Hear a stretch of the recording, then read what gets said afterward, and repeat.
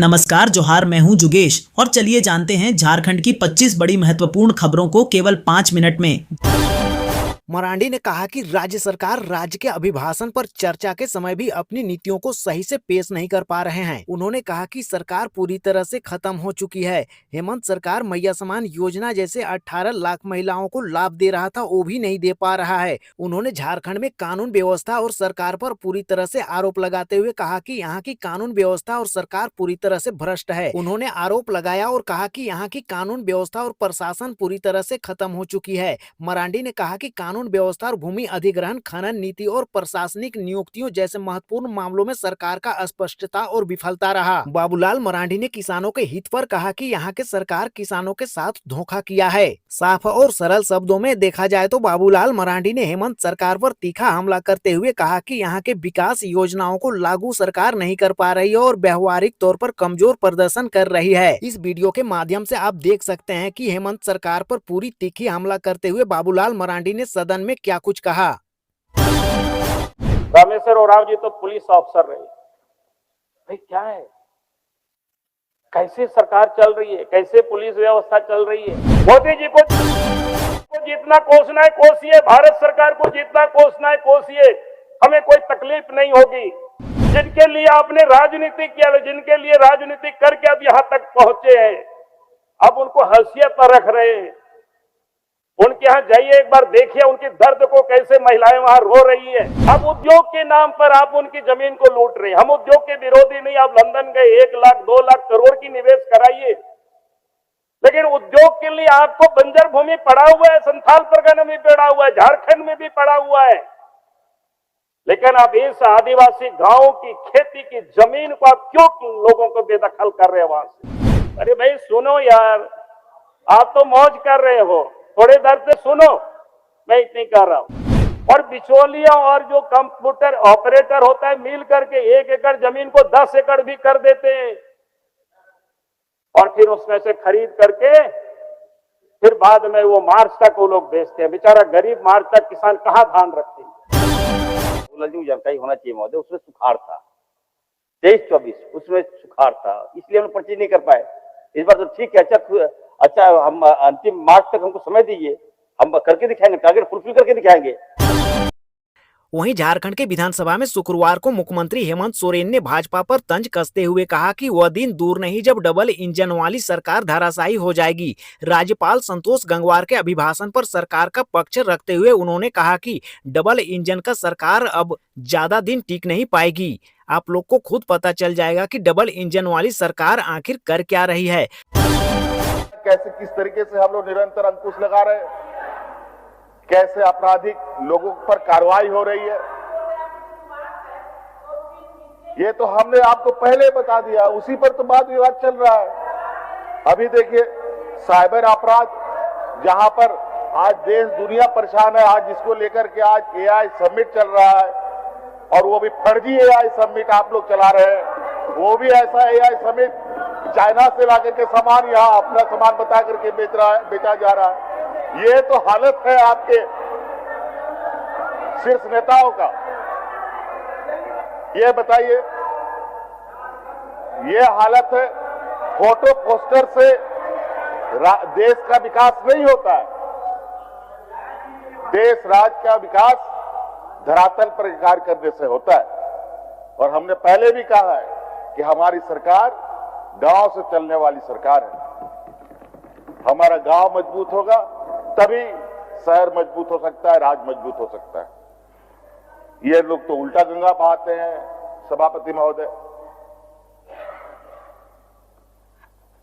पूरा देश आज कर्ज से लद गया है अध्यक्ष महोदय, सभापति महोदय। देश को दूसरे देशों के हाथों में गिरवी रख दिया जा रहा है सभापति महोदय। सभी किसान मजदूर की तो भविष्य में क्या हालत होगी। ये धान क्रय की बात आदरणीय बाबूलाल जी कह रहे थे, अब धान क्रय का क्या होगा भविष्य में वो बता देना। जब बाहर से अमेरिका से यहां पर अनाज आना शुरू होगा तो यहां का किसानों का क्या हाल होगा। इस विषय पर तो कोई उनका चर्चा नहीं।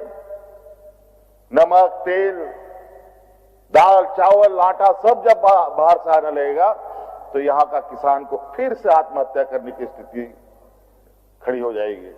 सभापति महोदय, हर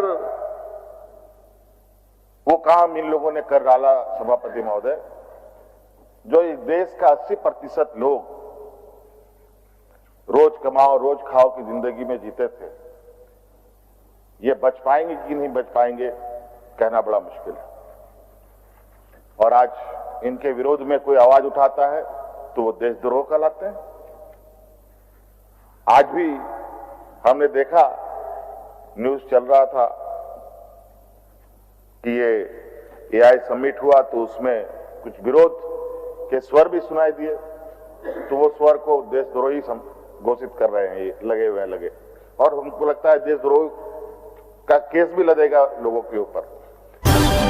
आइए जानते हैं इस वीडियो के माध्यम से कि झारखंड विधानसभा सत्र में इस बार जयराम महतो ने सरकार पर क्या कहा। आज इस राज्य में सबसे महत्वपूर्ण मुद्दा अगर कुछ है तो कई है, लेकिन उनमें छात्रवृत्ति का मुद्दा आज महत्वपूर्ण है। मैंने जाना कि भाई राज्यपाल कौन होते हैं ना, राज्यपाल केंद्र और राज्य के बीच कड़ी होते हैं।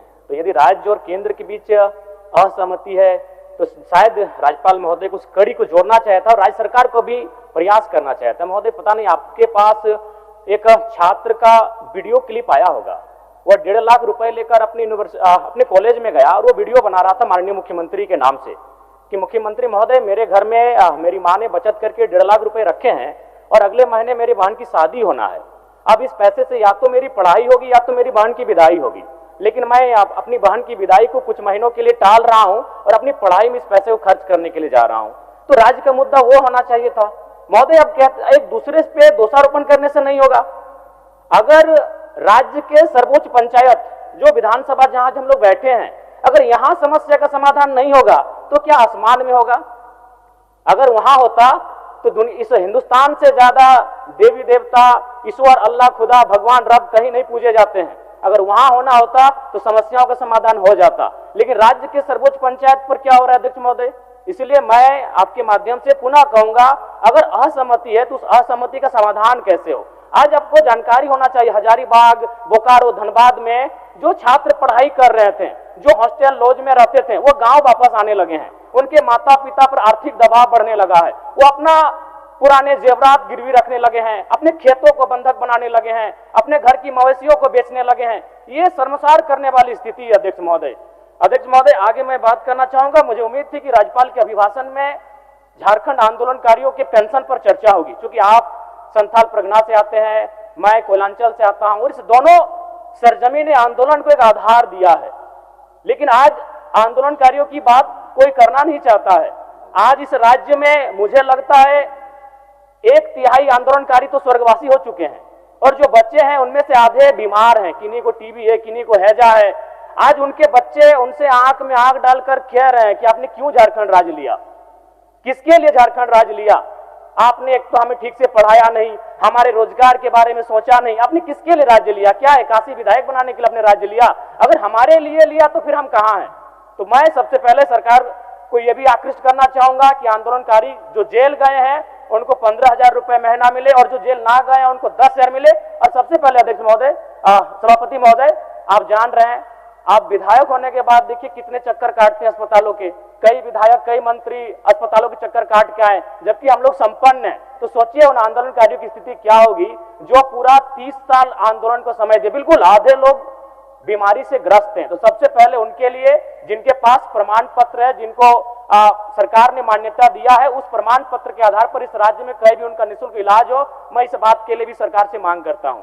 अध्यक्ष महोदय, अभी राज्यपाल के अभिभाषण में दावोस की यात्रा को सराहा गया।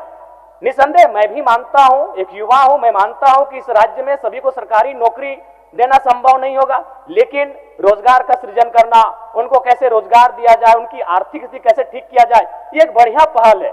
तो दावोस की यात्रा पर माननीय राज्यपाल ने अपने अभिभाषण के माध्यम से चर्चा किया, लेकिन मैं उस पर कुछ चर्चा करना चाहता हूं। जैसा कि जानकारी मिली है कि 1,27,00,000, माफ कीजिएगा 1.27 लाख करोड़ से अधिक का निवेश होना है। अध्यक्ष महोदय, उनमें से 11,000 करोड़ का जो निवेश आपका होगा, जो समझौता हुआ है टाटा स्टील के साथ, रश्मि ग्रुप के साथ 25,000 करोड़ का, नवीन जिंदल ग्रुप के साथ 70,000 करोड़ रुपए का। अध्यक्ष महोदय, आपको जानकारी होना चाहिए कि जितने भी ग्रुप के साथ आप इन्वेस्ट कर रहे हैं वो भारत के हैं। टाटा तो 100 किलोमीटर दूर में है, तो फिर उतने करोड़ रुपए खर्च करके 6,500 किलोमीटर दावोस जाकर निवेश पे चर्चा करने की आवश्यकता क्या थी? अगर, क्योंकि देखा आप इसमें सबसे बड़ा उदाहरण तमिलनाडु से आप ले सकते हैं। तमिलनाडु के मुख्यमंत्री भी यूरोप की यात्रा पर गए थे, वहां उन्होंने यूके में 8,496 करोड़ के निवेश पर सहमति जताई है। और आप देखेंगे उन्होंने जितनी भी कंपनियों से बात किया है, चाहे हिंदुजा ग्रुप हो, एस्ट्राजेनेका हो, ब्रिटानिया हो, विल्सन हो, रोल्स रॉयस हो, ये सारी विदेशी कंपनियां हैं। तो ऐसे में एक आम जनता को ये समझ में आता है कि उनके मुख्यमंत्री अगर यूरोप गए हैं तो यूरोप की कंपनियों से बात कर रहे हैं। सब संक्षेप करें। अच्छा, ठीक है, लेकिन हमारे मुख्यमंत्री अगर टाटा से जाएंगे स्विट्जरलैंड और इंग्लैंड में बात करने के लिए तो जनता तो सवाल करेगी। अध्यक्ष महोदय, जेपीएससी का मामला शून्यकाल के माध्यम से विधायकों ने उठाया है। चूंकि इस राज्य की सर्वोच्च परीक्षा है और उसमें एज कटअप को लेकर बहुत सारे विद्यार्थियों में असहमति है, नाराजगी है। मैं चाहूंगा कि अभी जो 2026 में जेपीएससी की परीक्षा होगी, जिसमें अधिकतम आयु गणना की जो तिथि निर्धारित की गई है वो 1 अगस्त 2026 की गई है, इसे निरस्त करते हुए 1 अगस्त 2018 की जाए। और साथ ही साथ अध्यक्ष महोदय, अभी बहुत सारी बहनें पोषण सखी हो, जल सहिया हो, बैंक सखी हो, धरने पर बैठी हैं, आपकी विधानसभा के ठीक बाहर बैठी हैं। मेरा सरकार से आग्रह होगा कि एक प्रतिनिधिमंडल उनके पास भेजे और उनसे जानने का प्रयास करें, उनकी मांगे क्या है, उनकी समस्याएं क्या है और उनका निराकरण करने का प्रयास किया जाए।